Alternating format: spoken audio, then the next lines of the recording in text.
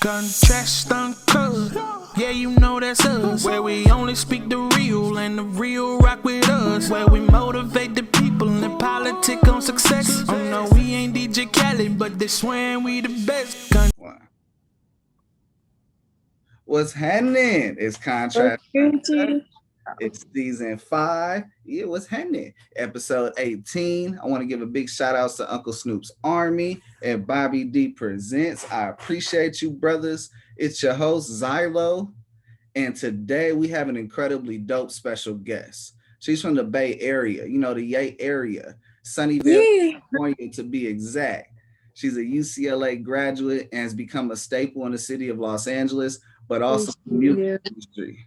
She's a world-renowned and celebrated West Coast tastemaker, A&R, hip-hop journalist, editor-at-large at Hip Hop DX, a writer for several major publications, a veteran on air with her own show, you know, Shirley's Temple. I'll be taking that part.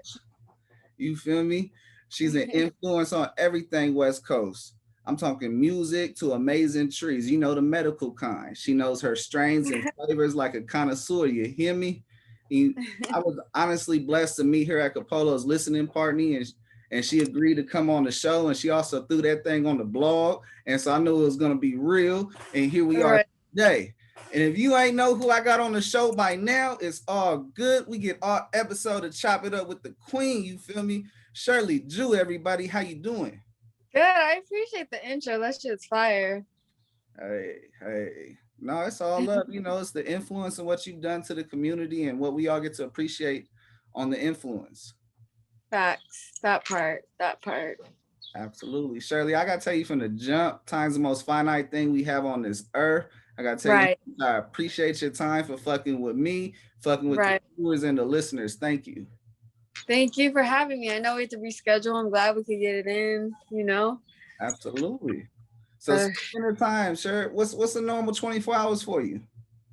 Bruh, insane. I literally, as I'm on the Zoom, I'm looking at my to-do list for today, and I'm just like, fuck me. Like, it's just constant. Like, I had, I think 3 interviews today. I started my day at like 8 a.m. I've been emailing. I wrote 2 articles. I got an interview later on today. I got a screening. My friend told me to come by the studio. I'm trying to fit in Runyon with my puppy. I got emails. I got to do a press release. Got shit to follow up on. It's just a lot. I feel like there's not enough hours in the day, to be honest, you know? You know, I love for the fact that you not only went in on what's real, on what it takes to do what you do and to be the face that you have to be everywhere, but you also let them know the workload. The workload don't stop. And there's always something coming in. And there's always something we feel like we're missing out on. So we got to work to it and find a way to get to it. And you really master your 24 hours. I'm like, how does she sleep? I bet you the dog gets more sleep than her.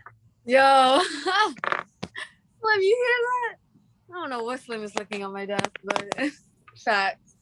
Oh, this guy has saved my mental health in so many ways, though. Like, because, you know, I've been struggling with depression, anxiety my whole life, and I don't really disclose that, so people don't know, because all they see is social media and like me with artists, but it's like, bruh, there's so much that goes on behind the scenes that they have no idea. So Slim has just been my saving grace through it all. Absolutely. You know, a lot of people, you know, we make our social media a highlight, but they also don't know the depths of, hey, I don't have this going on. Hey, I don't have this going on today that I had going on last week or last month. And that weighs on you. It weighs on you, especially being a creative, and then having to produce content. It's like, hey, if that stuff slows down, that stuff weighs. And then, you know, family is real.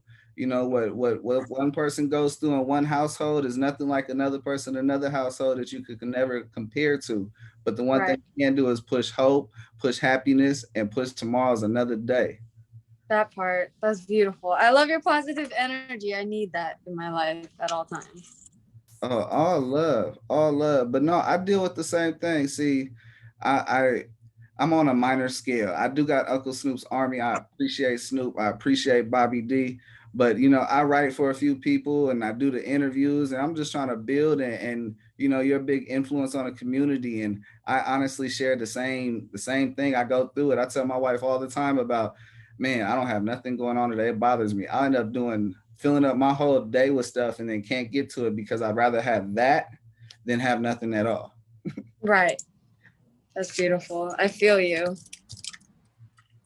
But yeah, I got this quote. Let me know how this quote relates to you. The ideas, I want you to talk about it. I go from the spirit of like, hey, this is going to work.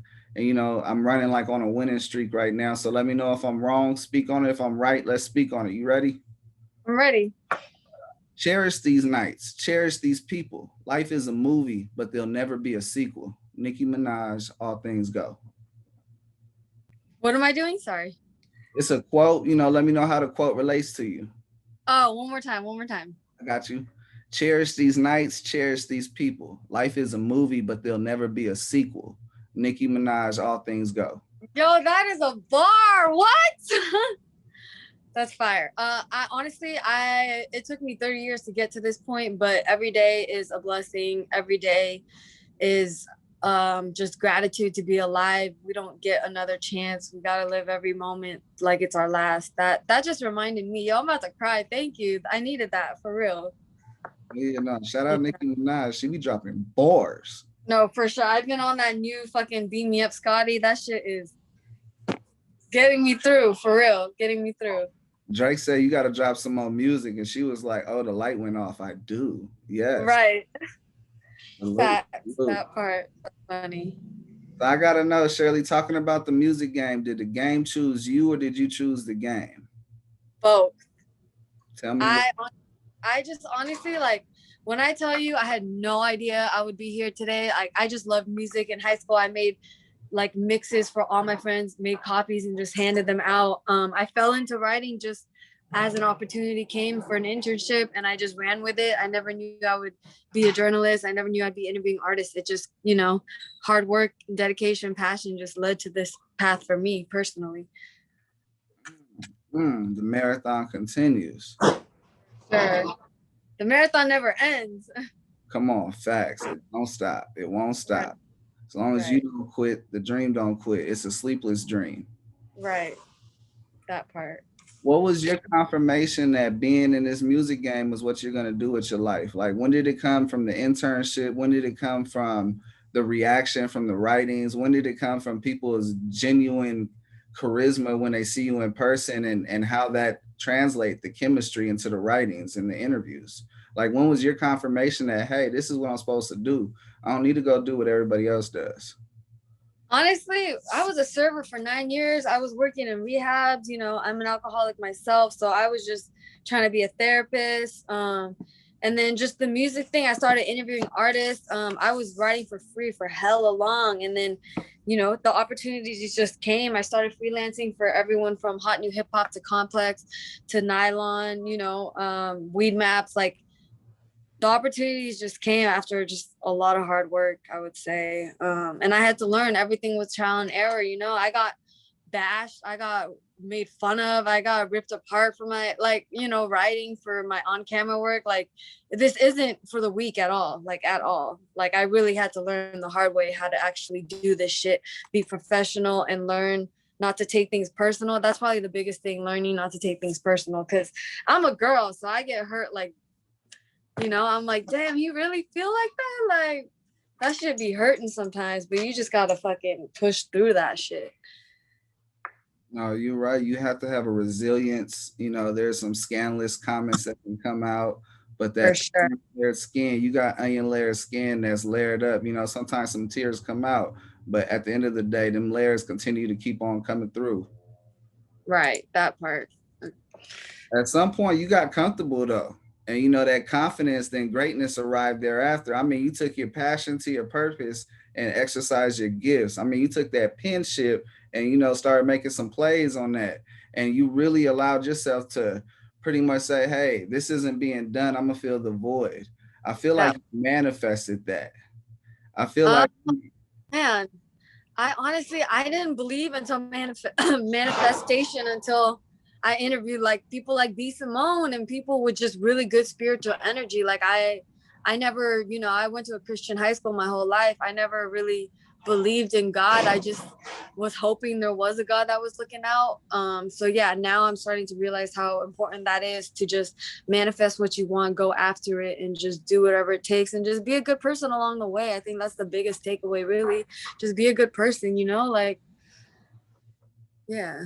That energy could be read, and that is so transparent. It's actually contagious. And so it's dope that you're letting everybody know the sauce. You like, hey, this is what's in the sauce. It has to be organic though. You can't go Yeah, else's. You gotta take from what's inside of you. that part. I appreciate that, for real, for real, for real. I feel it's always someone that invests in an idea or puts someone in a position to reach their dreams. Who do we owe to thank you for investing into your dreams? Damn, my brother, just for bailing me out whenever I needed. Like, I was just reckless, yo, stupid, reckless, like dumb shit. You know, my brother has gotten me out of a lot of rock bottoms, and, you know, of course, Slim. Slim.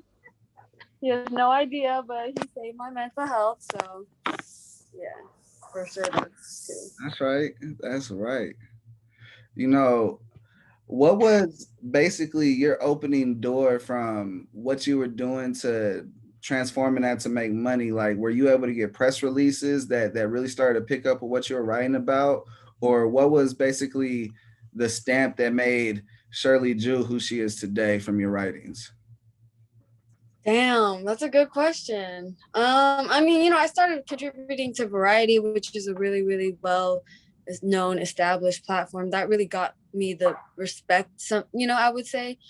But I would never want to attribute any type of career accolades or stature due to like the companies I write for. I think just me, how I carry myself, how I'm able to connect and connect with the artists and tell their story just in a way that doesn't feel like a regular interview. Like I really try to have a conversation with them, right? Try to make them feel comfortable and just show love. Showing love is such a big thing to me, you know?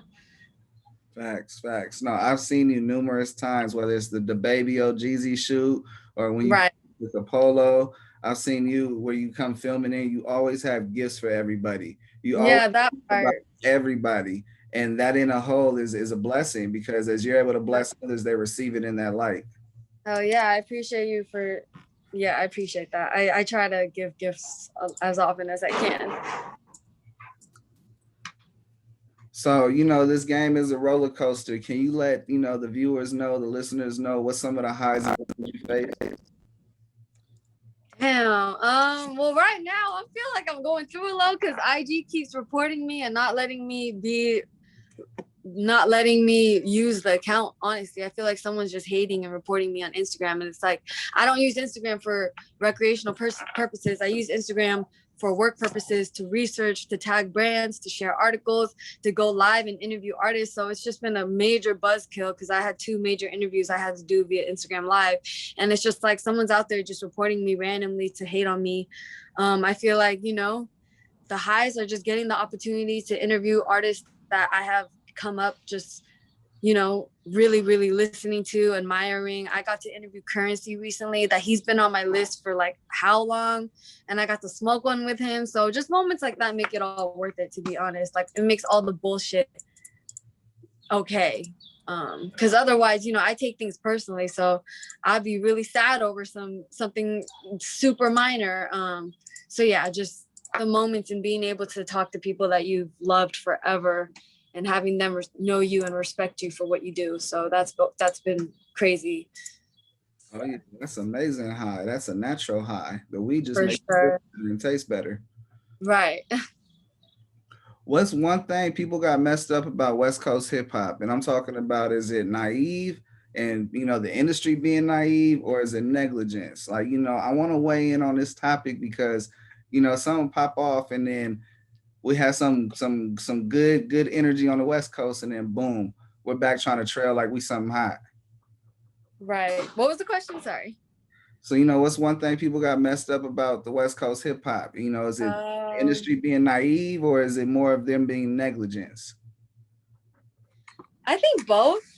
I interviewed Glasses Malone recently, who's, you know, Legend. West Coast through and through.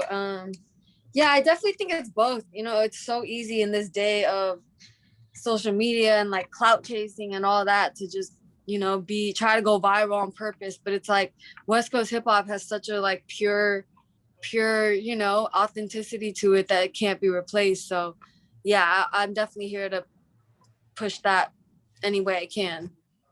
Absolutely. Come on with it. No, that's through and through. For sure. You know, I do want to spend a little time talking about Shirley Temple and, you know, where did the idea come from for you to have your own show and how clever it was to make it, you know, easy call. Yeah, to be honest, how it came about, we were trying to pitch a show to Amazon Music, a Twitch show, and it didn't get approved. So I had a meeting with where I shoot the studio with, shout out to Jennifer at Matrix Studios. She came up with the idea to do a neon sign, which cost me an arm and a leg, but it's okay. We're going to get it back. But yeah, and just, you know, I've always had a passion for mental health. So just being able to implement that into my own show where I don't have to pitch to an editor to get approval, where I can interview who I want, ask the questions I want, like that is everything to me. Literally a decade in, I wish I did it 10 years ago, like, to be honest. Like, I'm like, what was I doing? Like, why was I, you know, waiting for people for approval? Why was I working for other people when I should have done this for myself? But yeah, just being able to promote that mental health aspect is huge. So I'm really super grateful. You dropping like 20-karat gems on here. The conveyor belt holding this show can hold up to that. I appreciate you. Whew. You know, it's all about what you're doing right now that prepares for the future, but it's also what you're doing right now that prepares for tomorrow. So what's next? What's next for, you know, Miss Shirley and her whole temple and her wisdom of do? Damn. I mean, you know, just trying to grow the show. We're currently trying to pitch it a few places. I partnered with Caffeine, which is a live streaming app, on my last one. But yeah, just continuing to grow the show. If you all could follow and subscribe to my YouTube channel, Shirley Ju. The YouTube has been the hardest climb. Like, when I tell you I put so much money and effort and time into YouTube, and I'm just not really getting the results that I think I should be getting. I'm just been trying to crack this damn algorithm. But yeah, just putting you know, hard work, just continuing the grind that never ends. For real, it never stops. It's like a beat that keeps on going, like a heartbeat. For sure. Action for it. Right. Now, Shirley, you have survived my show. As a reward, the floor is yours. Let them know where they can find you. You know, shout out what you want to shout out. Shit, talk about what you want to talk about. Shit, it's you. Damn. Well, you know, everyone can follow me on Instagram, Twitter, Shirju, SHIRJU. YouTube, Shirley Ju, SHIRLEYJU. Shirley's Temple shows on there. I have my own vlogs on my YouTube. I work with a few cannabis brands, so if you smoke, holla at me. Yeah, I'm just super grateful to be here. Don't forget that mental health is super important. Take time for yourself. Remember, do what you love, do what makes you happy, and fuck the rest, for real. Come on, fuck the rest. Now, for real.